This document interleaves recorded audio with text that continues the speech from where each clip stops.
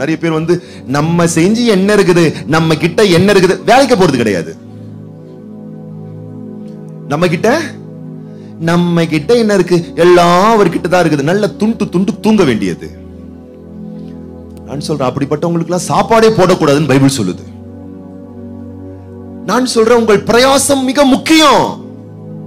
பிரயாசம் மட்டுமே முக்கியம் அல்ல, அந்த பிரயாசத்தோடு கூட தேவனுடைய பிரசன்னமும் முக்கியம். சொல்லுங்க பார்க்கலாம். பிரயாசமும் முக்கியம், பிரசன்னமும் முக்கியம். ரெண்டும் சேர்ந்தாதான் பிரகாசமான எதிர்காலம் பிறக்கும். பிரகாசமான காலம். சில பேர் இப்படி இந்த எஸ்ட்ரீம்ல உள்ள போயிடுறாங்க. எல்லாம் கர்த்தர் தான், எல்லாம் கர்த்தர் தான், நான் ஒன்னும் செய்ய வேணாம். ஒண்ணு நீ செய்யாத, ஆண்டவர் உனக்கு ஒண்ணுமே செய்ய முடியாது. இன்னொரு சில கூட்டம், கர்த்தரை வேணா, சர்ச்சு வேணா, ஆண்டவர் வேணா, ஆலயம் வேணா, தொழில் பிசினஸ் அப்படி பணத்துக்கு பின்னாடியே போயிடுறது.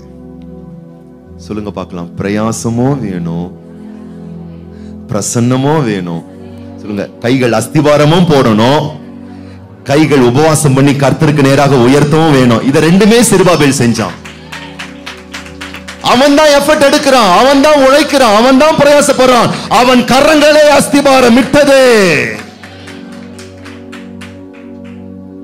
அவன் கைகள் இப்பொழுது உபவாசம் பண்ணி கர்த்தருக்கு நேராக கைகள் உயர்த்தது. அவன் சொல்றான், பிரயாசமும் வேணும், பிரசன்னமும் வேணும். சத்தமா சொல்லுங்க. பிரயாசமும் வேணும், பிரசன்னமும் வேணும். ரெண்டையும் மதிப்பா எண்ணுங்கள். பிரகாசமான எதிர்காலம் உங்களுக்காக காத்து கொண்டிருக்கிறது. என்ன ஆச்சு? தேவ ஆவியானவருடைய மகிமை அவன் வாழ்வில் இறங்கி வெளிப்பட ஆரம்பித்து விட்டது. சகரியா 4:7, பெரிய பர்வதமே நீ எம்மாத்திரம், செருபாபேலுக்கு முன்பாக நீ சமபூமி ஆவாய். தலைக்கல்லை அவன் கொண்டு வருவான், அதற்கு கிருபை உண்டாவதாக, கிருபை உண்டாவதாக என்று ஆர்ப்பரிப்பார்கள் என்றார். செருபாபேலுடைய கரங்கள் அஸ்திபாரம் இடுகிறது, காரியத்தை துவக்குகிறது. ஆனா அதை வெற்றியா முடிக்க முடியல. ஏன்னா பெரிய பர்வதம் தடையா நிக்குது. பக்கத்துல பார்த்து சொல்லுங்க, பெரிய பர்வதம் தடையா நிக்குதா? ஆமாங்க. எங்களுக்கு வர வேண்டிய சொத்துங்க அவங்க தடுத்து வச்சிருக்காங்க.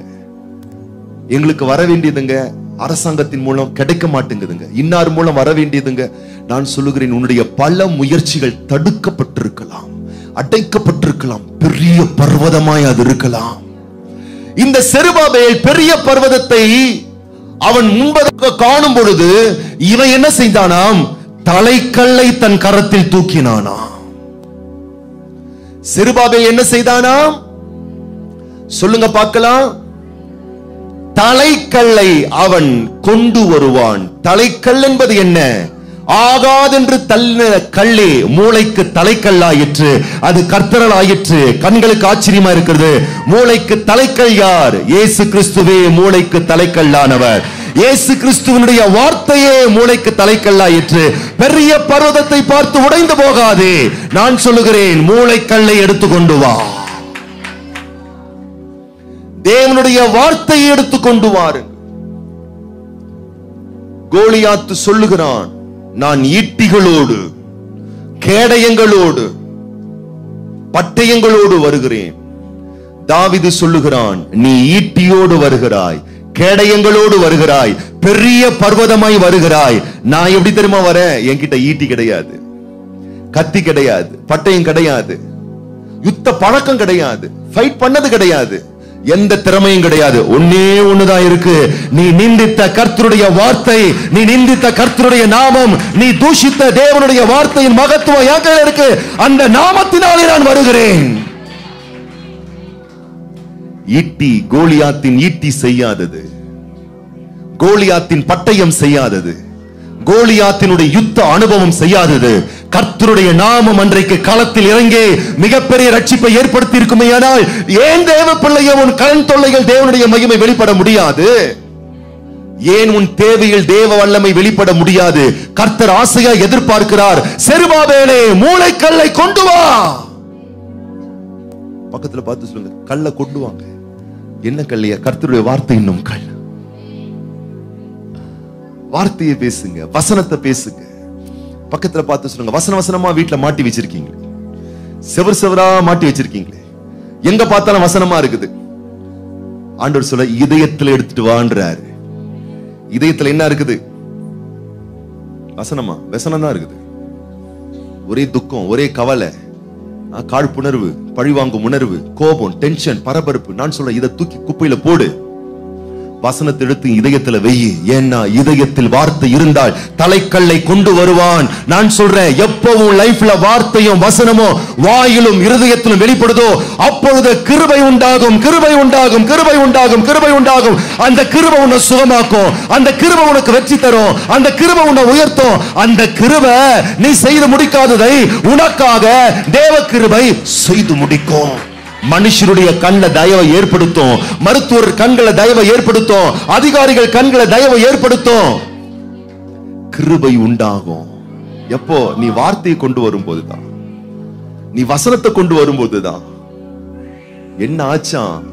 இவன் கல்ல கொண்டு வரான், பெரிய பர்வதம் அவன் பாதத்தின் கீழ் மண்ணோடு மண்ணாய் சமபூமியாய் மாறி போகிறது. அடைப்பு அழிந்து போகும், தடுப்புகள் காலியாகி போகும். உன் நன்மையை பெற முடியாதபடி பல அச்சுறுத்தல்கள் வருகிறதா? தேவ பிள்ளையை பயப்படாதே. வார்த்தை நீ மூளைக்கல்லை பிடித்து கொண்டு வர வரைக்கும் நீ பயப்படாத. உன்னை விட 1000 செல்வாக்குள்ள நபர்களா இருக்கலாம், உன்னை விட அதிகாரம் பெற்ற மனிதனே இருக்கலாம். தலைக்கல் உன் கையில் இருக்கிற வரைக்கும் பெரிய பர்வதத்தை பார்த்து பயப்படாத. அது உனக்கு முன்னாடி சமபூமியாகும், இல்பொருளாகும், விளங்காமல் போகும். உன் கரங்கள் அஸ்திபாரம் இட்டது, உன் கரங்களே காரியத்தை ஜெயமாய் முடிக்கும்.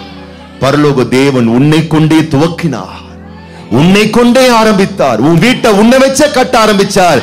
யாரும் இடிச்சிட முடியாது, பயப்படாத. யாரும் பகச்சிட முடியாது, பயப்படாத. யாரும் சின்ன பின்னமாக்க முடியாது, மறந்துடாத. உன் கரத்தை கொண்டு துவக்கிய ஆண்டவர் உன் கரத்தினாலே ஜெயமாய் நடத்தி சென்று நிறைவடைய செய்வார். புலம்புவதை நிறுத்தி, வருத்தப்படுவதை நிறுத்தி உபவாசத்தை ஆரம்பியுங்கள்.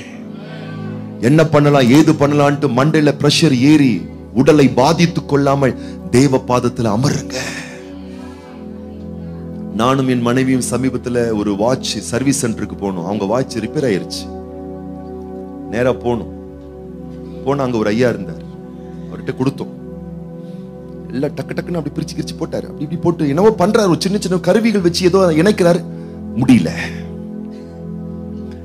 என்ன பண்ணாரு, பண்ணிட்டே இருந்தாரு. அப்படி ஓரமா வச்சுட்டு எங்க கிட்ட கேஷுவலா பேச ஆரம்பிச்சு. எங்க சார் இருக்கீங்க, நீங்க எங்க இருக்கீங்க, எங்க இருந்து வரீங்க? எங்க மனசுல டைம் ஆகுது, இவர் முடிச்சு கொடுத்தாருன்னு அடுத்த வேலையை போய் பார்க்கலாம்னா கதை பேசுறாரு. சரி, நாங்களும் பேசணும் 2 வார்த்தை. நாங்களும் பேச, அவரும் பேச 5 நிமிஷம் 6 நிமிஷம் போச்சுங்க. டக்குன்னு பேச்சு விட்டாரு. மறுபடியும் கிளாக்ல போனாரு, அப்படி இப்படின்னு பண்ணாரு. 2 நிமிஷத்துல பட்டுன்னு சரி பண்ணிட்டாரு.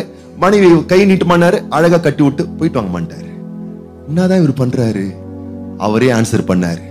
சார், சில நேரத்துல இப்படிதான் என்னுடைய வேலையில ரொம்ப டென்ஷன் ஆயிரும், நெருக்கமாயிரும், என்ன பண்றதுன்னு தெரியாம போயிரும். என்ன பண்ணுவேன், பேசாம அதை விட்டுருவேன். பேசாம விட்டுட்டு அடுத்த வேலையை பார்ப்பேன். உடனே என்ன ஆகும்னா, இது மேல இருக்கக்கூடிய டென்ஷன் குறைஞ்சிரும். அதுக்கப்புறமா அந்த வேலையை பார்ப்பேன், அழகா முடிச்சிருவேன். சார், எவ்வளவு பெரிய சத்தியத்தை இந்த மனுஷன் வாட்சுக்காரன் மூலமா ஆண்டவர் பேசுறாரு. ரொம்ப போட்டு அப்படியே நெச்சரிச்சுக்கிட்டு இருக்காதீங்க. ஒண்ணு வர மாட்டேங்குதா, விட்டுருங்க. பக்கத்துல விட்டுரு. ஒண்ணு நடக்க மாட்டேங்க, விட்டுரு. ஏன்னா நீ போயிருவ. அப்புறமா நீ அதுலயே உருகி போய் ஊத்தி போய் நடக்க மாட்டேங்குது, கிடைக்க மாட்டேங்குது, அமைய மாட்டேங்குது. இந்த மாசத்துக்குள்ள நடக்கணும்னு நினைச்சு, இந்த மாசத்துக்குள்ள ஜனவரி மாசத்துக்குள்ள உருகி ஊத்தி கலரைக்கு போயிருவேன். பக்கத்துல பார்த்து சொல்ல, ஆள் எப்படி இருந்தீங்க ஒரு நாள் பார்க்கும்போது, இன்னைக்கு பாரு உருகி ஊத்தி எப்படி கிடக்குறீங்க. எதனால? அப்படியே பிடிச்சுக்கிறது. கர்த்தரை மட்டும் புடி. நான் சொல்ல, எதையுமே பிடிக்காத. அல்லேலூயா. உன் புருஷனும் பிடிக்காத, உன் பிள்ளையும் பிடிக்காத, உன் மனைவியை பிடிக்காத, உன் கணவனை பிடிக்காத, யாரையும் பிடிக்காத. கர்த்தரை மட்டும் நீ புடி. நீ பிடிச்சனா எதை நீ பிடிச்சாலும் ஹெல்த்தியான பிடியா இருக்கும். கர்த்தரை விட்டுட்டு நீ எதை பிடிச்சாலும் நான் சொல்றேன், அது உன்னை வச்சு செஞ்சிரும். அல்லேலூயா. கர்த்தரை ஸ்ட்ராங்கா பிடிங்க. கர்த்தரை பிடிச்சு பாருங்க, கரெக்டா பிடிப்பீங்க. எதை பிடிக்கணுமோ அதை பிடிப்பீங்க பாருங்க. அதனால் உங்களுக்கு ஆசீர்வாதம் தான் உண்டாகும். நீங்க உங்களை வருத்தப்படுத்திக்க மாட்டீங்க. அப்போ செருபாபேல் பார்த்தோம், அஸ்திபாரம் போட்டோம் கட்ட முடியலையா, போட்டோம் கட்ட முடியலையா, போட்டோம் கட்ட முடியலையா. கர்த்தர் சொன்னார், உபவாசம் பண்ணி உட்காரு. உட்காந்துட்டான் பாருங்க, ஆளு பாதத்துல உட்காந்துட்டான், தாழ்த்த உட்காந்துட்டான், ஜெபிக்க உட்காந்துட்டான், உபவாசம் பண்ண உட்காந்துட்டான். என்ன ஆச்சு? ஆண்டவர் பேசுறாரு, பலத்தினாலும் அல்ல பராக்கிரமத்தினாலும் அல்ல, நான் செஞ்சு முடிக்கிறேன், என் ஆவினாலே ஆகும். பெரிய பர்வதத்தை பார்த்து பயப்படாதே செருபாபேலே, கல்லை கொண்டு வா, மூளை கல்லை கொண்டு வா, இப்ப கிருபை உண்டாகும், பெரிய பர்வதம் சமபூமி ஆகும். எத்தனை பேர் சொல்றீங்க கர்த்தரை பிடிச்சுக்க போறேன்? அவரை பிடிச்சுக்க, நிம்மதிங்க உங்க லைஃப்ல. அல்லேலூயா. சூப்பரா வாழலாம், சிறப்பா வாழலாம், சாட்சியா வாழலாம், மகிமையா வாழலாம். அல்லேலூயா. நிறைவின் சம்பூர்ணத்தோடு நீ வாழ்ந்திருப்பாய். உன் கரங்கள் துவக்கினதை உன்னை கொண்டே தேவனாகிய கர்த்தர் நிறைவேற்றி முடிக்க வல்லவராய் இருக்கிறார். இவரை பிடிங்க, இவரை பிடிச்சிட்டு பாருங்க, எதை பிடிக்கணும்னு கரெக்டா அவர் சொல்லி கொடுப்பார், அதை பிடிப்பீங்க. அதுக்கப்புறம் என்ன ஆகும்? பெரிய பர்வதம் காலி ஆகும். இல்லைன்னா பெரிய பர்வதம் உன்னை காலி பண்றோம். அது என்ன காலி பண்ண கூடாதுன்னா தலைக்கல்லை கொண்டு வாருங்கள், வார்த்தையை விசுவாசிங்கள், வார்த்தையை பேசுங்கள், வார்த்தையை அறிக்கை செய்யுங்கள், வார்த்தையின் ஆழங்களுக்குள் வாங்கள். வார்த்தையின் மகத்துவம் உங்கள் வாழ்வில் மகத்தான மகிமையான காரியங்களை நிறைவேற்றும். எத்தனை பேர் நம்ம ஆமென் சொல்றோம்?